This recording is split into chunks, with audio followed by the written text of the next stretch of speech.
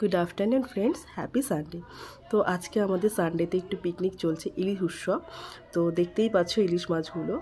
तो हमारे प्लेन भात, इलिश भापा और माছের মাথা, ইলিশ মাছের মাথাগুলো দিয়ে কচুর শাক। দেখো ইলিশ মাছগুলো ভালো করে একটা থালায় সাজিয়ে নিয়েছি, যে মাছটাকে ভালো করে নুন হলুদ মাখাতে হবে।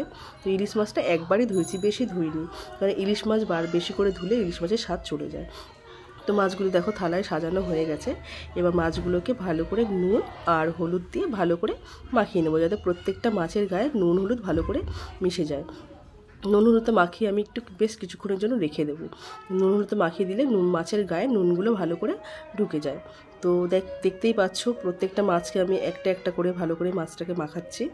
তো দেখো মাখানো হয়ে গেছে মাছের গায়ে নুন আমাকে, দেখতেই পাচ্ছ তোমরা হয়তো ভাববে এর আগে আমি একই রেসিপি দিয়েছি। তো সবাই রিকোয়েস্ট করেছিল এটাই খাবে, তাই আমি এটাই করেছি।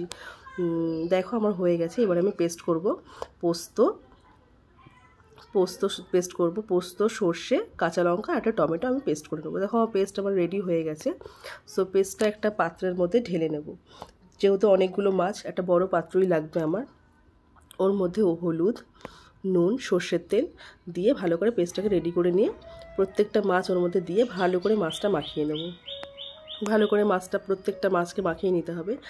ভালো করে মাখিয়ে নিয়ে, যেহেতু অনেকটা পরিমাণে মাছ, ভালো করে মাছটা মাখানো হয়ে গেলে দেখো আমি হাতের সামনে সেই মুহূর্তে কড়াই ছিল না, যেহেতু অনেকটা মাছ, অনেকটা বড় কড়াই লাগবে, হাতের সামনে ছিল না বলে আমি একটা হাঁড়িতে বসিয়েছিলাম। তো মাছগুলো মাখিয়ে আমি হাঁড়ির মধ্যেই আমি দিচ্ছিলাম আর কি। হাঁড়িতে বসাবো, যেহেতু একটু ছড়ানো হাঁড়ি হলে যেহেতু ভালো হবে আর কি। তো দেখো হাঁড়ির মধ্যে মাছগুলো সাজানো হয়ে গেছে। তো একটু কাঁচা টমেটো সরু সরু করে স্লাইস করে কেটে, কাঁচা লঙ্কা, একটু কাঁচা সর্ষের তেল ছড়িয়ে দিলাম।